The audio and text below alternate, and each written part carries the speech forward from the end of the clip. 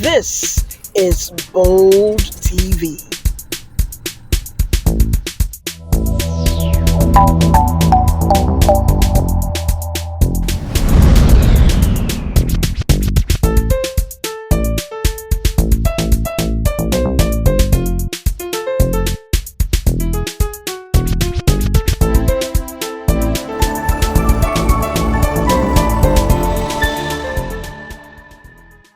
Good morning, everyone. Welcome to another episode of Bold TV. Bold TV is a program where we have conversations around disability and its related issues, and it is powered by the Bold Hearts Initiative for beautiful, outstanding ladies with disabilities. We come to you every Saturday by 10:30 a.m. Amazing conversations. You don't want to miss an episode. In order not to miss any episode, we're asking you today to please go to our YouTube channel, www.com/@BoldTV_Bold_Hearts. There you can subscribe and you hit the button, the bell, so that you can have notifications on when any episode comes up. You can also watch Bold TV on www.facebook.com/BoldHearts Network. You can see this episode and all we started in the year 2020. It's a privilege to have my co-host with me today to speak on this special lifestyle edition of Bold TV. Remember, when we started in this year, we said that every month, in addition to the conversation to bring topical issues, disability specific is introduced a lifestyle episodes or lifestyle editions. And today is one of such editions. Today we're going to be looking at personal hygiene. And to have a conversation with me, I have very beautiful ladies, and they will be introducing themselves. Good morning, everyone. Welcome to another episode of Bold TV. My name is Afiomitim. I'm a co-host of Bold TV and a member of Bold Hearts Initiative, medical laboratory scientist based in Uyo, and I use a wheelchair from spinal cord injury. It's good to be here. Good morning, everybody. I'm Osaki Teresa George, member of Bold Hearts Initiative and also a co-host. I stay in Rivers State, Port Harcourt, polio survivor, work with Fair Care Foundation, and I'm so glad to be here. It's one of those good things I like doing. Thank you. Good morning, everyone. It feels good to be here once again. My name is Oluwatomisin Adeyefa, based in Abeokuta, the capital of Ogun State. I'm a broadcast journalist. For those who have been asking how and why do you not see yourself, it is a challenge with the software interface to the visually impaired lady, and her talkback software seems to interfere when she has the video, and that is for those who have been asking to see her beautiful face. All right, my co-hosts have introduced themselves. We have a special guest in the house to join us in the conversation this morning. So I'd like my special guest, Rita Ofili. Good morning, ladies. I'm an entrepreneur. I'm a wheelchair model, and I'm also a disability advocate. I live in Lagos. Thank you. Poliomyelitis, certain kind of disability. All right, thank you very much. So Rita is a wheelchair model based in Lagos, also an entrepreneur, and she is a polio survivor. So thank you, Rita, for being on today's episode of Bold TV.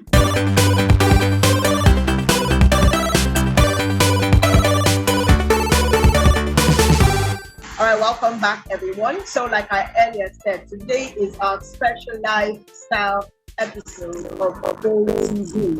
And today we're looking at personal hygiene. And just to add something, personal hygiene for women with disabilities. So we're going to be looking and having that conversation. So I'm going to throw the first question to Afyon. When you hear the word personal hygiene, what comes to mind? Okay, personal hygiene. That takes me back to primary school. You know, when they teach you about how different parts of your body and what you're supposed to do with them, and then you discover that, oh, So this is what happens to this. Well, when I hear personal hygiene, the first thing that I see in my head is a bathroom. Because, one of the main things we do when it comes to hygiene is to at least get a bath to wash. But generally speaking, personal hygiene has to do with, taking care of your physical body, and keeping it clean to ensure that, you don't have body odor, mouth odor, and other odors. Thank you, Afio. I like how you mentioned that it takes you back to primary and nursery school. And it's interesting because that is true. Personal hygiene is synonymous with hearing aids from when you were young. However, I do know that while some people heard it a lot, some people may not have heard it until even today. And you also mentioned that when you hear the word personal hygiene, it reminds you of the bathroom, the place where you take care of businesses and chase away all the others. Thank you very much, Afil, for that simplistic approach to expressing what personal hygiene is. So I've been seeing Rita smiling. I want you to add, when you hear the word personal hygiene, Rita, what comes to your mind? Please unmute your mic and share. Hygiene. Hygiene is an individual way of taking care of yourself. Your total body wash, your hair, total being of a person connected to your cleanliness. Cleanliness is next to godliness. Indeed, cleanliness is truly next to godliness. And I like how she added that it is individualized. So it is a person's attitude towards cleanliness and actions towards cleanliness, and adding all that. So we've heard those two words coming together. Well, we have said that personal hygiene is, as the word says, personal, is individualistic. It's what an individual does by way of cleaning one's self or taking care of oneself. So one will wonder, why are we having this conversation today? So I'd like to ask them, Osaki, what are some of the concerns when you hear personal hygiene and related to women with disabilities? What would you say are some of the concerns of personal hygiene as it relates to women and girls with disabilities? Osaki? All right, thank you very much. From all what the speakers have said concerning personal hygiene, one of the things I feel as a concern is personal hygiene is one of those things that we do every day. I know it is a routine thing that we do almost every day, at times differently, at times the same. But it helps us to get that cleanliness and neatness, and also gives you this room to avoid isolation and loneliness. When you're not hygienic, when you're not clean enough, you won't be able to go out, you'll be able to mingle, and your life will just be one-sided because now you're even ashamed of yourself. So the concern about that is how you take yourself, how you take care of your body, so that you can be able to go out, socialize, and make an impact in society. And also one last one is that it gives you this feeling good, you feel great as you are happy that you are able to socialize and to mingle with other persons. Thank you. Okay, so Osaki has mentioned that in relation to women and girls with disabilities, that a concern would be that lack of personal hygiene can lead a person to isolate themselves because the person is not feeling confident enough to mingle with other persons or have a social lifestyle that is engaging with other people because you feel that you're not up to par by way of your hygiene standards. That's a nice one. So when you hear personal hygiene, what are some of the concerns that it relates to women and girls with disabilities? You can hear me. Please unmute and speak. Thank you. All right, then. Thank you very much. So one of my major concerns when it comes to personal hygiene for women and girls with disabilities, and by extension, persons with disabilities, some of the negative stereotypes associated with disability. So when people see you as a woman with a disability, they expect you to be unkempt. They expect you to have some particular, you should smell in a certain way. And so when they see you well dressed, they are wondering, how come? How did you have? I've had cases where people ask me, how do you have your bath? I was told, because I had this skin condition, and I mean, each time I use sponge to have my bath, for instance, I itch. And it took me to the hospital. I saw a dermatologist, and one of their prescription for me back then was to stop using sponge. And so I only have my bath with soap. And then I was just telling this lady that I only use soap when I have my bath. And she took her finger and was more like scratching my body to see if some dirt would just pop out.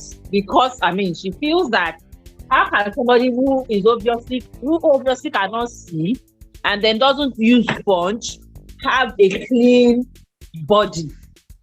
And so you have that that stereotype of people looking at you as a person with disability, that you should smell in a certain way, and then they are wondering if you don't smell in those ways, if you are smelling nice, you're looking clean, you know. So for me, that's one huge concern when it comes to personal hygiene. And then some of us as persons with disabilities too, we also live up to this stereotype.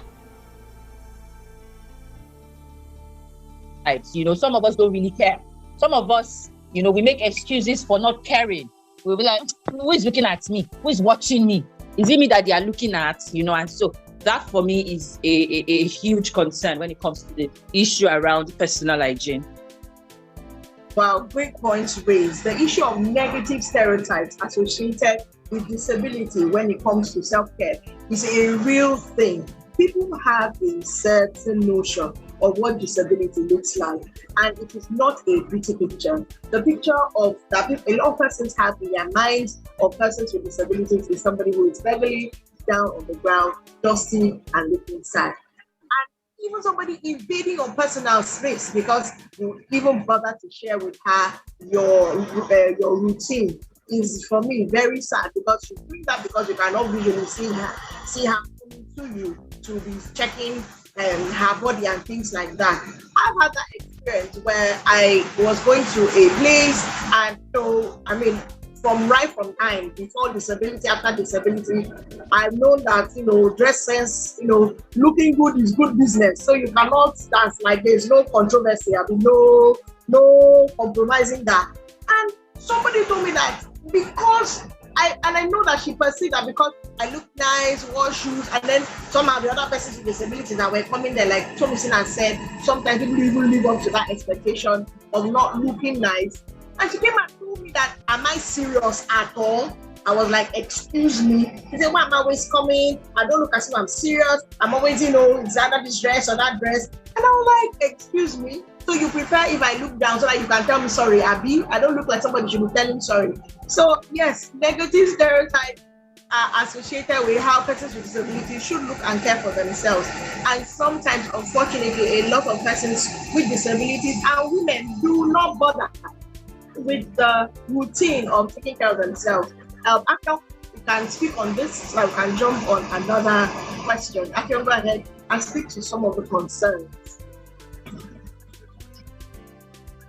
Okay, one of the concerns I have, you know, with that, for many of us, especially those of us who, you know, kind of stumbled onto this disability journey, would be the structural barriers.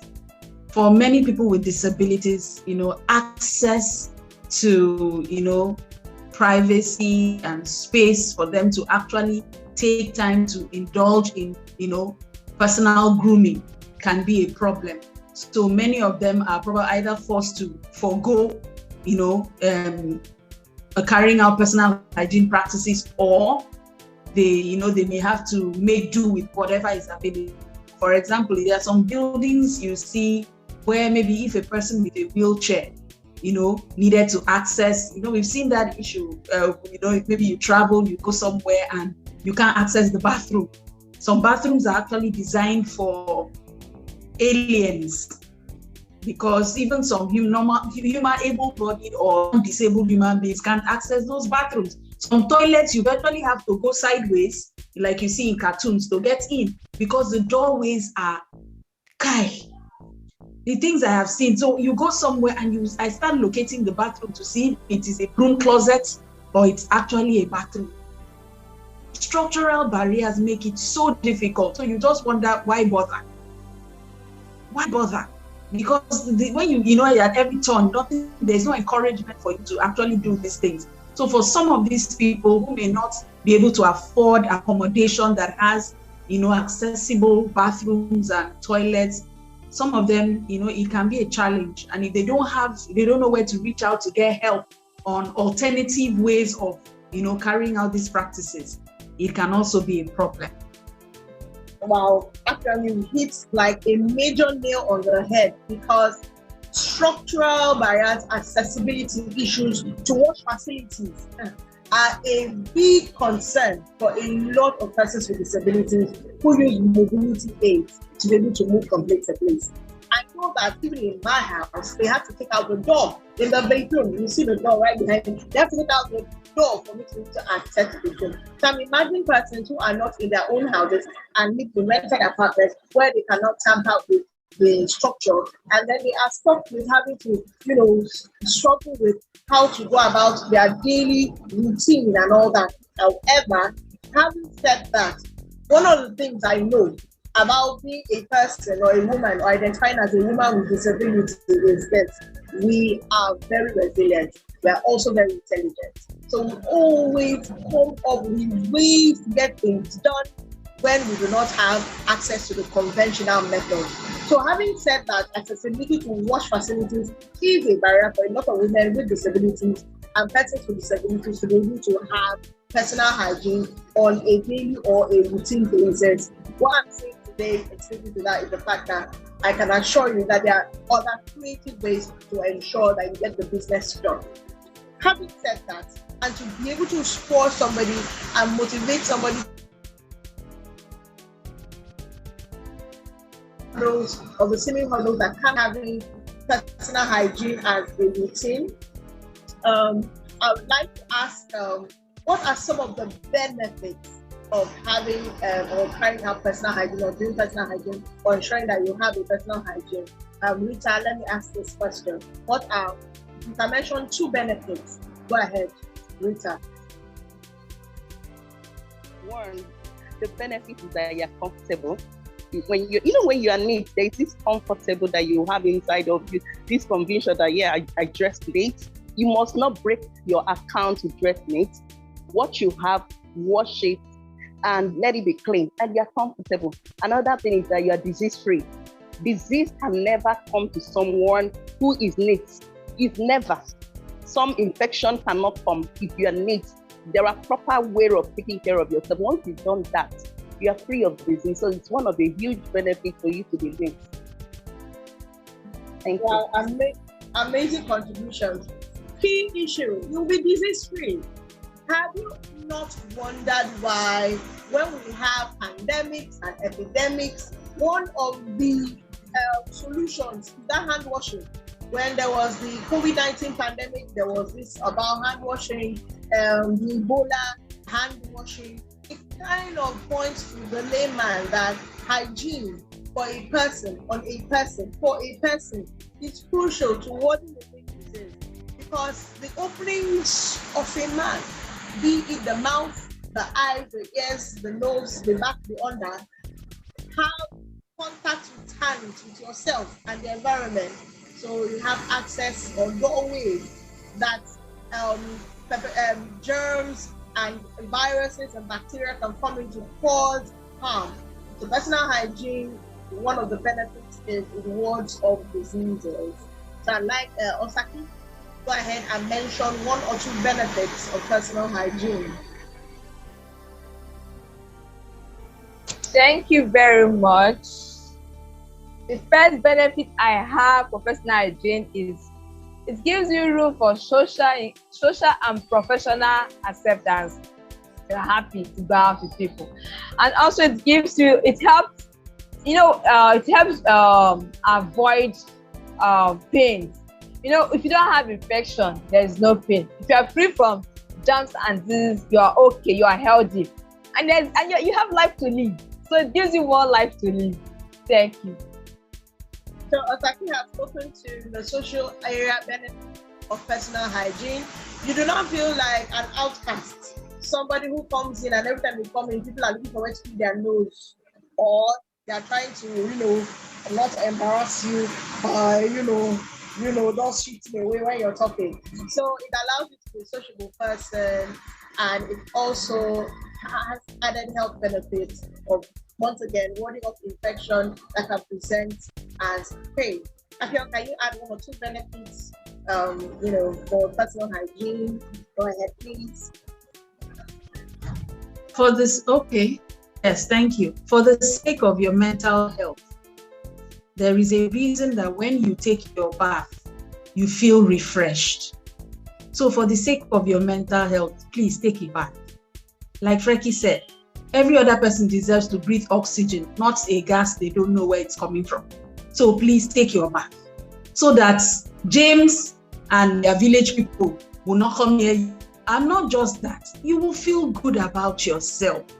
There is just a level of confidence and, self-esteem, no matter how small, that comes from knowing that I am well turned out. You step out and people are looking at you and wondering, is something really wrong with her or she's just pretending?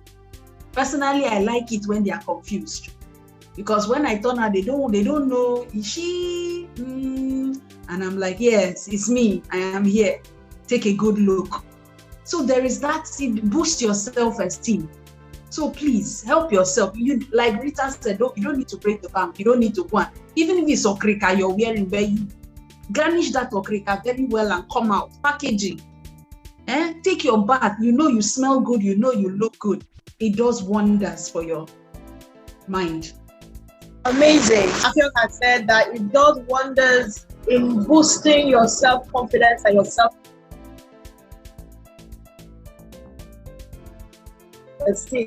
When you know that in relation to others, everybody deserves to breathe in fresh air and not gas that they do not know the source. So taking care of yourself is crucial. It's also nothing but the bank. It's beneficial for your mental health.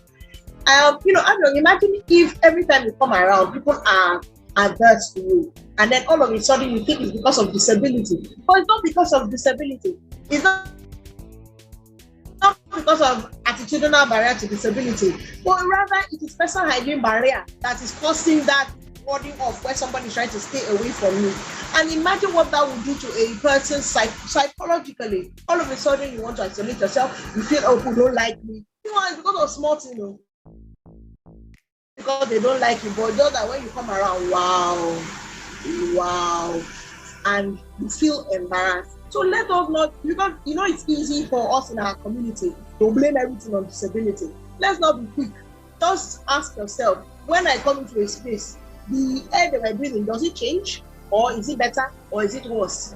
Think first before you say it's because of disability that there was attitudinal barrier. So yes, it does a lot. It removes barriers. It is very beneficial that we take personal hygiene. Can you imagine how small personal hygiene can do a lot for somebody? I'm sure somebody was thinking that would just come do life like it's lifestyle, but we needed to paint this picture for you so that you can begin to take it seriously, especially when it is not convenient, being that we have impairment, obvious, some invisible, and it can be a daunting task to handle some of the routines for self-care, to handle some of the activities for daily living. All right, babies, we've come to an important part of this segment, head to toe, practical tips on how to take care of your person or for somebody out there. And I said head to toe. So I can call you and call any aspect of the body and ask you, how can we care for the body? And I was sending the message, I said, including your bum bum. Yes, I said bum bum on air. So how do we care for our body head to toe? So I'm going to start with Osaki. Osaki, you're going to tell us how a woman with disability can care for her armpits, the under the arm. Thank you very much. For our armpits, okay, let's start with shaving. Please try and shave, because that's where you have this sweat So and you know, whether you sweat a lot or you don't sweat, it's an hidden place. So it needs to be clean and neat.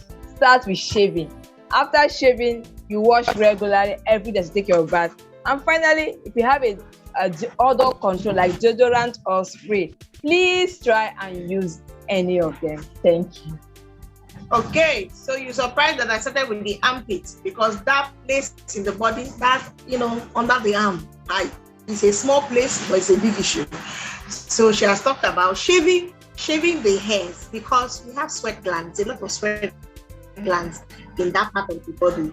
And when that sweat gland mixes with the hair that is there, plus sebaceous fat, everything will just go and be trapped, and then it will now boom. So shave. Now, how can a person shave? There are products out there. There are light shaving creams, like I won't call brand names, no brand names, but you can use the Ever Faithful shaving stick. If you don't know any other thing, shaving stick is there. It's easy to use. And then if you have sensitive skin and you don't have access to creams that can help with that, you can use good old coconut oil. Just put it on either the surface, the dry surface, the dry area, coconut oil, and you'll be amazed. It will shave you and moisturize you at the same time. A basic tip. She also said that with the armpit, you would want to use antiperspirant and deodorant. And they say they're not the same thing.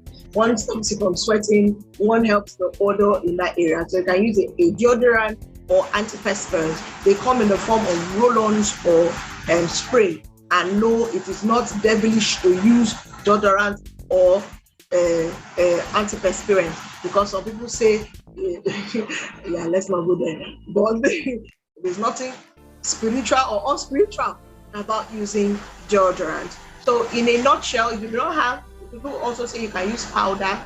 I don't know about that, but only you can use powder to help control, at least help with the freshness in that area. So that is the armpit. Thank you so much, Osaki. So I'd like to turn the conversation over to Afio. Afio. You know, the down part of the body, there's a down area called the pubic region. We're talking about women's health. How can a woman keep the pubic region fresh and clean? For those who do not know, yes, the pubic, see, I'm saying it well, region has smell if you don't take care of it. So Afio, personal hygiene for the pubic region. Go ahead. So pubic region, for as long as I can remember as a little girl, when you were taught to when they are teaching you how to take your bath, one of the first places they show you is take water, squat down, put water there, put your hand and clean. So for women, the pubic region is a sensitive area. See all those toilet infection, kinikon that we complain about. Most times it's not toilet that is infecting you, you're the one infecting yourself. Your pubic region, just like your armpit, has hair. So one of the best things you can do, although you do for the pubic region, you may not need to shave completely like the armpit, because I've recently discovered that the hair there actually, is useful. But if you don't, for some people, they are sensitive to razor on their skin, razor blade on their skin. So you can, if you can shave completely, make sure that once you finish shaving, you moisturize, because it is skin. And that's why if you don't moisturize, you have bumps on it. Those bumps will come out when the hair is growing out again. You moisturize after you shave completely, moisturize. But if you don't want to shave completely, you can just get clean scissors. Maybe have a pair of scissors for that purpose. Just trim the hair like low cuts, keep it very low. Trim it so that it's easier for you to care for it. Then if you're washing that area, the upper part, don't go and put soap inside vagina. I am begging you, my sisters. You will give yourself infection. So just use very mild soap, very little, and just on the hair, the hairy part, just this upper part, and just rub small and then rinse with water to prevent odor.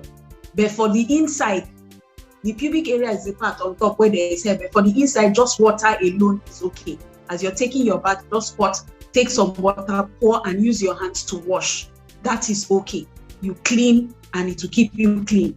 And then for those of us who are seated all the time, I usually, for me, I use powder in between, the junction between my legs. because you might sweat there, and so you can just, after taking your bath and applying cream, you just use powder there to keep it dry. It will keep you dry for throughout the day. And then in case there are any accidents or anything like that, it minimizes what is coming, the odor that is coming out from there. And then another thing is, when you now have your periods, we can't, avoid that. When you have your periods, you may need extra care when cleaning, keeping that area clean. So you will need to take, if you can't take your bath often, maybe because of mobility issues or, like the structural barriers we mentioned, you can just make sure you have wet wipes, or get a cloth, a clean cloth, sit down and just wipe. Just use it to clean in water, squeeze out, just clean and keep it dry. And make sure that you change your pad as often as you need to ensure and clean yourself properly. Take your bath as much as you can, then make sure you keep that area clean and dry. It will minimize any odors. If you have an accident, maybe incontinence, maybe you pee is leaking, or you mistakenly pooped on yourself, you have not committed a crime. All you need to do is remove the offending substance and then clean yourself. Sometimes all you need is, maybe if it's pee, you can just use a wet wipe. Some of them are scented. Just wipe around that area. It will remove the odor, and then use tissue to dry it up. So keep that area clean and dry. Like I said, no soap in your vaginal area, please. Only on the upper and the outer level. That area, the other side, just water. Then keep it dry and clean, and you'll be fine. Awesome stuff. Afia has shared quite a lot. In fact, if you want to stay in that area alone, wow, it's an episode. But just so somebody knows, for emphasis, what she is talking about is changing the nomenclature, the place that you see that the vagina is an organ, and is created in such a way that it is self-cleansing. So it doesn't need your assistance. It doesn't need your hands in there. It does not need your soap in there. So don't go there. Don't do douching. Don't do that thing. It's not okay. It doesn't help you at the end of the day. So you want to be able to clean that area. She said it dry. So that also would matter. Your underwear is also important. Try to avoid underwears that will cause you to sweat, especially if you're sitting a lot. They want to use a lot of cottons, breathable materials to in that area. And like she said, anything that becomes offensive by incontinence, either bladder or bowels, do not feel anyhow. Just remove the thing, clean up, and move on. Have your ready to cleanse materials close to you at all times. You should have a bag that you pack if that is the issue, or part of your disability journey, so that at any time per time you can be as comfortable as you possibly can per time, doing your best with the situation. I think I want to add something with respect to cleaning that area. Please, for those who may not know, if you go to the toilet, you pee or anything, one of the things that you would avoid doing, usually, if you poo, one of the things that you avoid doing is wiping from the back to the front. Some people don't know that. Please wipe from the front, take it to the back. Don't wipe from the back and bring it to the front. The mouth. How do we care for our mouth? Because some people, they look nice, they smell fresh, and then they open their mouth and wow, you're like, wow. So oral care, oral hygiene. Go ahead, Vita. Few tips.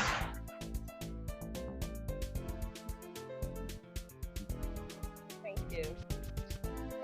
First, we need to, at least everybody can afford toothbrush and toothpaste. You brush your teeth morning, afternoon, and night. And if you can't buy glycerin, please use water and salt and gargle. I speak wetly. I get to hear this and I'll keep quiet, and later I get to call. What happens if I don't have money to buy toothpaste? All those toothpaste, they are too expensive. It's a lie. That toothpaste of 200 naira, 300 naira. If you don't have it, please, I know there was a time when I grew up in the village, I used to use charcoal on my toothbrush to brush, and it comes out well. So in a situation where you say there is no money, you can't afford it, this, that, trying to give excuses from one place to another, please use chewing stick. Brush your teeth. When you are done, use it to scrape your. If you can't do it, get a knife, scrape your tongue, use salt, I use sugar, chewing stick, and gargle it, and you're good to go. The mouth is very, very important. When you are talking, people should be able to inhale proper, some people, if I just hear them talk, I want to puke, I feel bad, I feel terrible. So these things are not too expensive. That's why I'm always breaking it down so that I can afford it, you can afford it. Don't go for foreign products. You cannot afford it. Buy cheap one in Nigeria. Thank you. Thank you very much. Hey, thank you, Rita, for sharing. Just talked about oral care. You would also want to watch out if you're somebody who has maybe ketosis. If you are somebody that has diabetes and then what is going on inside your body now manifests as gas that passes through your mouth when you open your mouth. So it's not because you're not brushing, it's because of what happens inside your body. So if that's the case, you might need to see a doctor to get help on how to deal with it so that it does not, cause problems for you. Another one that you want to watch out for is halitosis. So you also would want to see a doctor for that to try to treat those things. Amazing. So in a short time, we've done a lot with some very key areas: the pubic area, the pubic region, the armpit, and the oral care, the mouth care. So I'm going to go around in last comments. Ladies, you can pick any areas of the body or any general tips on personal hygiene in a short space and share with somebody who may be hearing. Of course, there's a lot to be said, but we cannot take all the time in the world. The most important thing is that you are deserving of caring for your body head to toe, and you should. All right, to kick us off with this last round of comments, which is tips on personal hygiene, I would like to ask Osaki to please go ahead and share. Thank you very much. I would like to talk on the hands. Most times we use for those of us that have mobility aids, either using wheelchair or using crutches, and most times we touch a lot of things. So let's form the habit of washing our hands. Once you settle down, if you can get to the tap, wash your hand. You can add salt to bring water to wash your hand. Or if best you have your sanitizer with you, let your hands always be neat and clean. Thank you. I know many people think, if you don't know how to take care of nails, please do not grow your nails. I look at some people's hands and I wonder what they dig into the eba to eat. As in, you just use the nails and then inject the eba with all the things that are there. So please, toenails, fingernails, if you know that, the nature of your work or maybe the environment you find yourself in, you may not have time to pay attention to them. It's best to keep them short. Don't let it grow. Keep them very short alongside washing your hands. And then, some people don't know how to wash their toenails. Where you have the edges, there's dirt caked around the edges of the nail. So that when they wash, if you use a sponge, just scrub around. You don't need to go and pay for manicure. Just use that sponge, scrub around your toenails, and all those dirt will come out. And you keep it clean. Then the hair, we are women, and many of us want to keep hair. But if you can't afford to change your hair as you should, my sister, please, you see this thing? I have rested. Keep it, maintain a hairstyle that is sustainable, not the one that you make braids and then you carry it for 1 year and you cannot go, you don't even wash it in between and you can't stand near anybody. Please, I'm begging you. You're a menace to society. If you can't change your hairstyle, please, either you cut it short or keep it in a way that you can wash it as often as possible. Don't carry one hairstyle for years and poison people. There's enough pollution in the world. Thank you. Thank you very much. There is something about hair that smells. The person that carries hair that is smelling does not smell it because the nose conditions, the person does not smell it. Any place you pass, everybody gets a whiff and more. That is what somebody must know. So that you cannot smell it doesn't mean that the walls and the room is not smelling it. Same thing with body odor. The truth of the matter is that your nose adapts and it's conditioned to that smell. So you no longer smell it. Let me give you an experiment. Carry cloth that did not dry too well. And you knew when you carry that cloth, you wore it in the morning, or you wanted to wear it. Say, I must wear this blouse. I must wear this blouse. you now know that this blouse is not dry too well. So it has, the smell that clothes have when, it's not very dry. But you now manage it. Then in your mind, you feel that the smell disappeared at a point. Your nose conditioned to the smell. But every other person who have the privilege of smelling that smell is the same thing with the hair. So that aspect of hair, where people will now do 1 million braids and then they don't know that they can wash the braid. Or you lock like me and then you don't think that you can wash it. Error. Please take care of your hair. It's a crown. And you want to care for it. And if you cannot, do like Afio. And even with people that barb hair, some people don't even know that they should wash barb hair. Now, they should wash it. So please, let's take care of ourselves. And then if you're like my friend Osaki that uses the hair gear or use turbans or you use this thing, my sister and my people, wash that turban. Please, thank you. Now the same effect. If you don't wash them, it will smell. It's hair.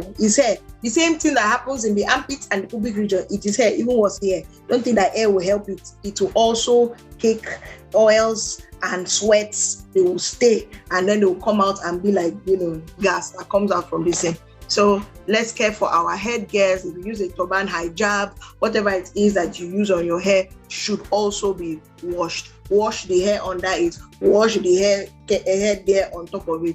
Enjoy. Care for hair is important. And of course, you mentioned care for our fingernails. You wonder why they tell children to cut nails. It's not because they don't like them. It's because the things that stay under long nails, if you don't care for them, are real. So, and we are in a culture where we use our hands to eat.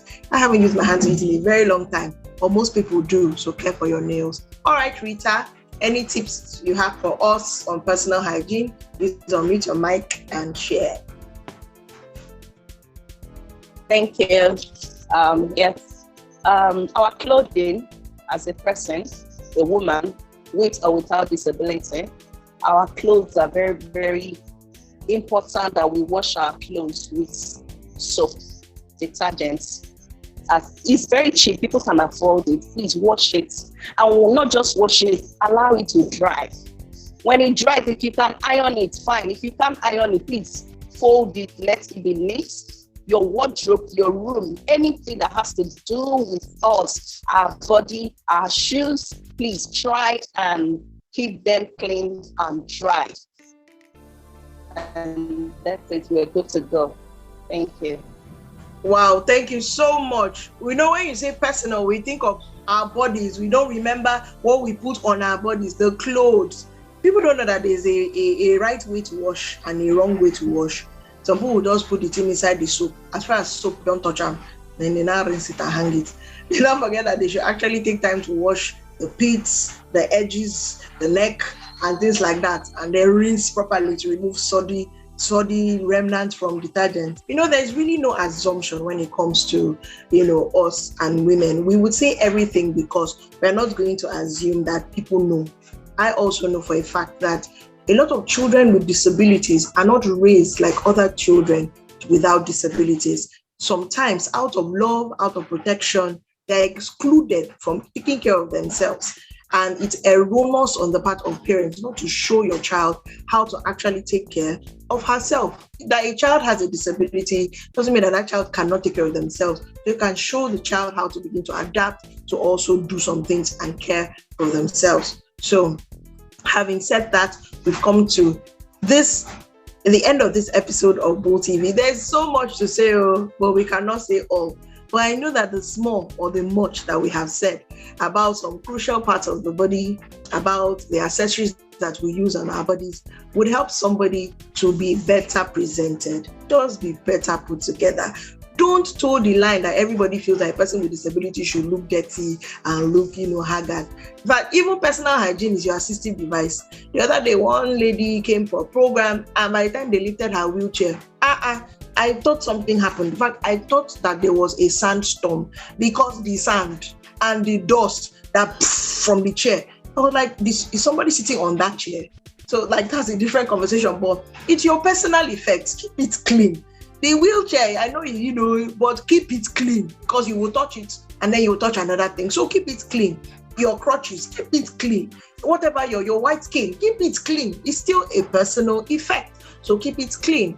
All right, we've come to the end of this episode of Bold TV. We have been speaking on personal hygiene, and we have, of course, as usual, shed the gender and disability light on this topic, making it specific to women with disabilities. But at the same time, you will learn a lot because we all have the same body anyway.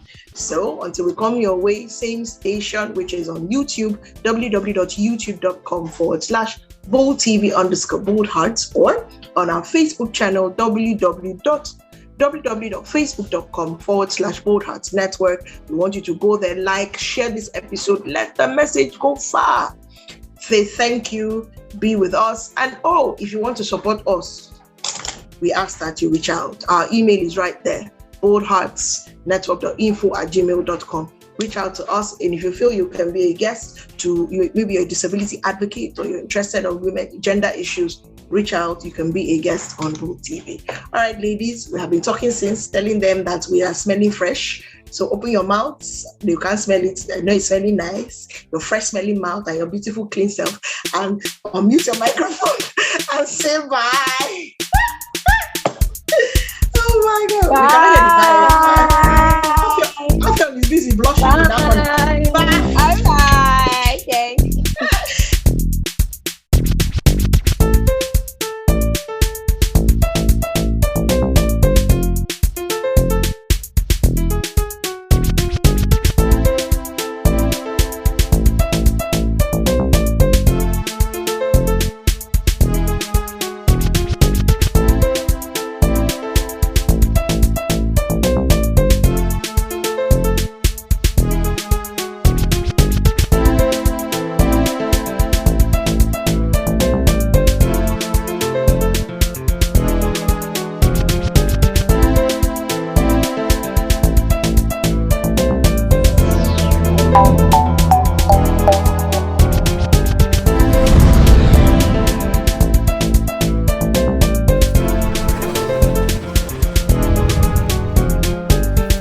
This is Bold